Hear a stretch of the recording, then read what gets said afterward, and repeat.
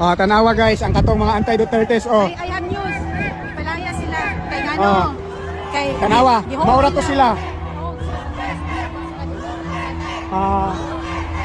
Duterte! Duterte! Duterte! Duterte! Duterte! Duterte! Duterte! Oh. Sila guys, nanguli na sila oh. Maura to nga grupo ang anti-Duterte guys. Nagipahawa na sila. Oh, tara. Uban nga maskara. Oh, maura na ilang grupo nga anti-Duterte. Oh, maura na sila ha. Maura na sila. Ilan sila? 1, 2, 3, 4, 5, 6, 7, 8, 9, 10, 11, 12, 13, 14, 15. 15 lang sila kabuok. Ika-16 ang gamay nga bata. Oh, ika-16 ang gamay nga bata. Ngayon lang gidaladala. Oh, 16 na sila kabuok. Maura to sila guys.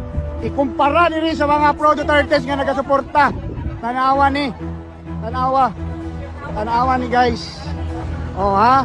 Oh, ipalayas na sila dito sa mga pulis. Oh, wala na sila dito. Oh. Oh, wala na ha, ipahawa sila. Oh, ito na ng mga kanahan. Oh, nahawa ng mga kanahan. Humana ilang bayad guys. Tapos ng bayad nila. Yun lang, 1 hour lang yung oras nila ha. 1 hour lang ang bayad nila. Tanawa diri ang mga dedicated and committed Duterte supporters. Oh, nadiri. Tuwa si Alvin dito oh. Ang official residence ng Pangulo, mataas ang kisame sa receiving area nito. May mangilang-ngilang muebles kaya lutang ang malawak na floor area. Wala raw balak sila Hanilet na dagdagan pa ang laman ng receiving area. Ay hindi, kasi hindi naman amin to. So wala kayong Tsaka kung nag-decorate ka dyan, nag-ano ka ng ano, pera ng pera.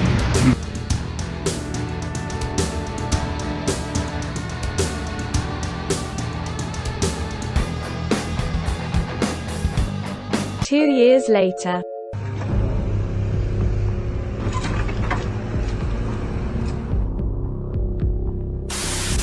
Ngayon ay mala resort na ang vibe dahil sa swimming pool at berdeng kapaligiran nito.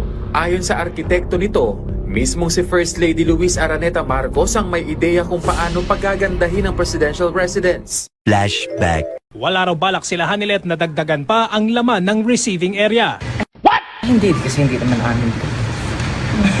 So wala kayong Tsaka kung nag-decorate ka dyan, nag-ano ka ng ano, pera ng pera. Nice. Mismong si First Lady Luis Araneta Marcos ang may ideya kung paano pagagandahin ang presidential residence. Pati na racing simulator na madalas daw gamitin ni Presidential son Vincent Marcos.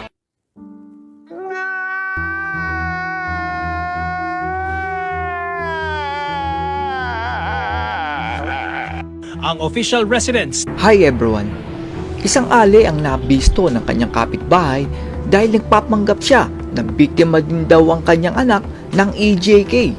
Sa video na ito ay tingnan natin kung may katotohanan ang binibintang sa bayarang babaeng si Aling Sheila. Panoorin natin ang video na ito. Nag-post ang isang news outlet na may caption na nawala ngunit hindi makakalimutan. Sinundan pa ito ng mga salita na hinahawakan ng mga ina at asawa ng mga biktima ng drug war ang larawan ng kanilang mga mahal sa buhay isang araw matapos maaresto si dating Pangulong Rodrigo Duterte. Sumisigaw pa nga itong bayarang Aling Sheila na ito na talaga namang sobrang kapal ng muka at ganito ang kanilang sinasabi.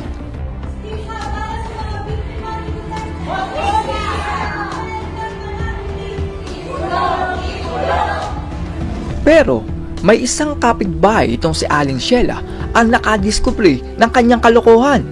Ayon sa kapitbahay ni Aling Sheila ay, tigilan mo kami Aling Sheila, yung anak mo adik, magnanakaw. Pinatay yan nung last year lang na si Marcos na presidente, hindi time ni Duterte. At pinatay yung anak mo ng kapwa adik dahil ng 11. Magkano yan?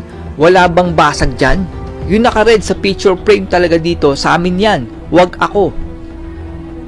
Inalam ko kung totoo ba ang sinasabi ng kapitbahay ni Aling Sheila. Baka kasi fake news lang yun or gawa-gawa.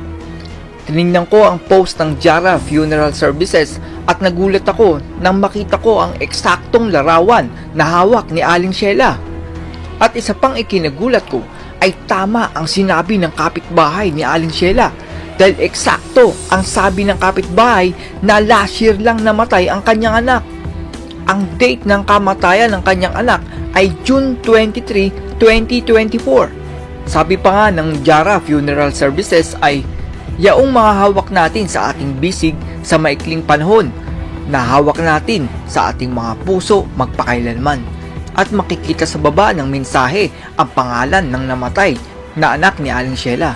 Ibig sabihin ay itong ginagawa ng bayarang Aling Sheila na ito ay isang uri ng pagpapanggap. Para sa ano? Para sa pera? Yun ba yun, bayarang Aling Sheila?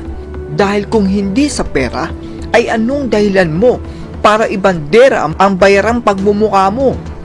Ang susunod naman po itong lalaki na ito na gumagamit ng nakaw na litrato.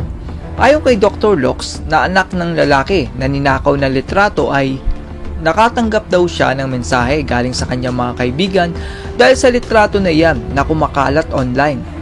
Hindi daw siya sigurado kung bakit itong mga tao na ito ay ginagamit ang litrato ng kanyang ama. Dahil hindi naman daw namatay ang kanyang ama sa kahit anumang kaugnay sa EJK at wala pong koneksyon sa dating Pangulong Duterte. Sinabi pa ni Dr. Locks na para lang linawin, ang kanyang ama ay pinatay ng mga taong nabubulok na ngayon sa kulungan. Pinatay daw ang kanyang ama dahil sa kasakiman, pagsiselos at mga dahilan na ang kanilang pamilya ay hindi maiintindihan at matatanggap. Wala daw itong kinalaman sa mga droga, EJK at or kahit sa dating Presidente Digong. Sa huli ay sinabi ni Dr. Locks na huwag niyong isama ang litrato ng aking ama sa inyong makasariling naisin. Nakita natin na marami pala nagpapanggap na na-EJK ang kanilang mga kamag-anak. Ang isa pa nga pong dahilan kaya po ang katulad ng bayarang si Aling Sheila ay kinakapala ng pagbumuka ay dahil meron pala silang makukuhang kompensasyon galing ICC. For instance, monetary compensation, rehabilitation, and medical support. They may also be of a symbolic nature. Reparations may be made on an individual or collective basis and take cultural considerations into account. At dahil doon ay ang katulad ng bayarang si Aling Sheila ay paniguradong tiba-tiba. Dahil bukod sa pera na matatanggap niya sa kung sino man ang kumuha sa kanya, ay tiba-tiba din itong bayarang Aling Sheila na ito sa makukuha niya sa ICC. Ngayon ay pakinggan naman natin ang sasabihin ni Miss Cathy Binag para doon sa mga adik at mga nagdodroga na nabiktima ng war on drugs. Pakinggan natin ang kanyang sasabihin. Nung naging addict po kayo, yung pamilya nyo, kamag-anak nyo, choice nila yan. Yung nagbenta sila ng droga, choice nila yan. Yung naging drug lords and drug dealers sila, choice din nila yan. Pero yung mga naging biktima ng mga yan, ng drug dealers, ng drug addicts, saka drug pushers, hindi ho nila choice na maging biktima. So please, tigilan nyo kami. If you want, pag-usapan natin ng human rights, mas ipaglaban nyo ang 2 taong ginahasa, 5 taong ginahasa, lolang ginahasa, ang pinatay na walang kamalay-malay, yun ang ipaglaban nyo! Ang ganda ng point ni Miss Cathy Binag dun. Paano nga naman yung mga nabiktima ng adik at nagbibenta ng droga? Dapat nga talaga ang pinoprotektahan natin ay yung mga taong posibleng mabiktima ng mga nagdodroga. Ang galing ni Miss Cathy Binag dun. Sa nakikita po natin, ay may mga tao na katulad ng bayarang Aling Sheila na ito na ibinibenta ang kanilang dangal at pagkatao para lang makakuha ng pera. Huling-huli at kitang-kita na nagsisinungaling itong si Aling Sheila. Buti na lang at may mga Pilipino na bumibisto sa mga bayarang katulad ni Aling Sheila. Ang ginagawa ni Aling Sheila ay pagtatanim ng isang ebidensyang hindi naman totoo at pawang kasinungalingan lamang para mapabagsak ang dating Pangulong Duterte.